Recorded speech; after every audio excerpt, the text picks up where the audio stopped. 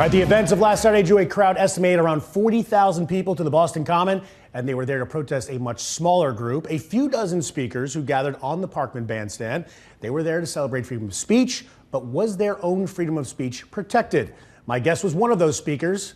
He's Dr. Shiva Ayyadurai, is a Republican candidate bidding to oppose U.S. Senator Elizabeth Warren in 2018. First of all, thank you so much for coming in. Great, thanks for having me. Really appreciate it. Okay, so let's talk about the event there. What was it like from your perspective?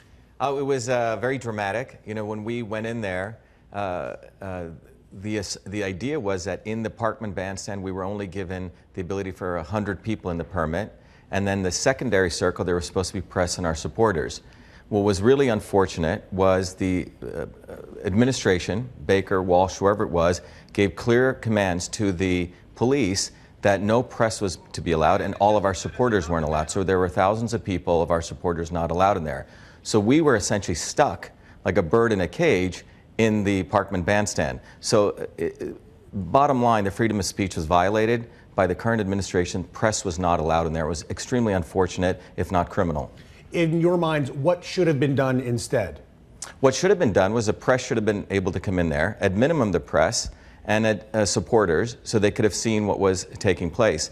The reality was, you know, inside the gazebo, or the Parkman Bandstand, you know, two non-denominational people spoke, smudged the place, very loving type ceremony that they gave in honor of the woman that had passed on in Charlottesville. Then I gave the keynote speech, and then, you know, we left and there were other speakers.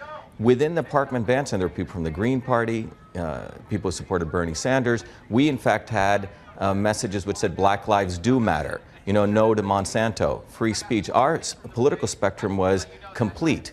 What was unfortunate was what we understood was people outside who were holding Trump hats, flags were getting beaten up. No one attacked the sign that we had that said Black lives do matter. The racism and supremacy and fascism was actually outside.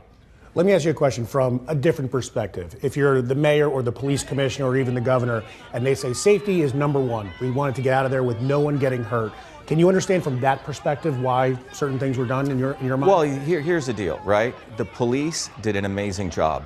You know, the police and the 40 or 50 us who went in there, we're the ones who risked our lives. You know, it was us against 40,000 people. The establishment politicians, what they did was absolutely, in my view, criminal, because they made this appear to be a Nazi, white supremacist rally. People characterized me as a Nazi and a white supremacist. And I think the politicians, post-Charlottesville, everyone was trying to one-up each other how much they were against racism. And we just have to look at the inner cities in Massachusetts, the opioid crisis, and we can actually see what career politicians have done. Not much. Did you ever feel that your life was in danger, or were you scared at all when you were there? Oh, yeah, we were all concerned, but that's what I'm saying. What took place with that small group that went in were in many ways true Americans. The reason that my parents left India, the oppressive caste system, to come here, we stood up for one of the most important principles of the American Constitution, which was free speech. Inside that gazebo was people of all spectrums, and we stood up for that. Not slander or libel or defamation, which is not protected by the First Amendment, but the ability for people to converse. We also spoke about the fact that in this country, the academic elites have constrained the notion of what is acceptable. So they define white supremacists as the guys in the pillowcase hats or with swastikas, but there's a lot of other white supremacists. You know, in my talk, I also brought out Hillary Clinton. She's the one who called black children super predators. And I don't think they wanted the press to hear that. We expose a lot of the establishment Democrats who have a history. Carter said that we need to have, you know, clean neighborhoods, you know, ethnically clean neighborhoods. Those too are white supremacists. And for some reason, the media and the establishment elites, the academics who are training those students, have limited that focus to a very finite sense of white supremacy. They've narrowed discussion. If you could sum up for me the main point of your talk when you were speaking there the other day, what was it? The talk, why are we here, and be the light.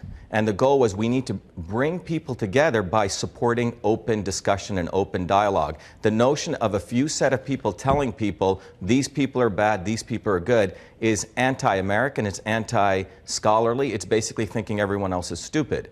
And we ended our talk with love, love, love, and be the light. It was a unifying talk. It was a huge success. We support the police who helped us. I am enraged by the administration who characterizes this as a Nazi and a white supremacist event. They need to apologize. Dr. Shiva Ayyadurai, thank you so much for coming in. Thank you. Thanks very much for having us. Really appreciate it.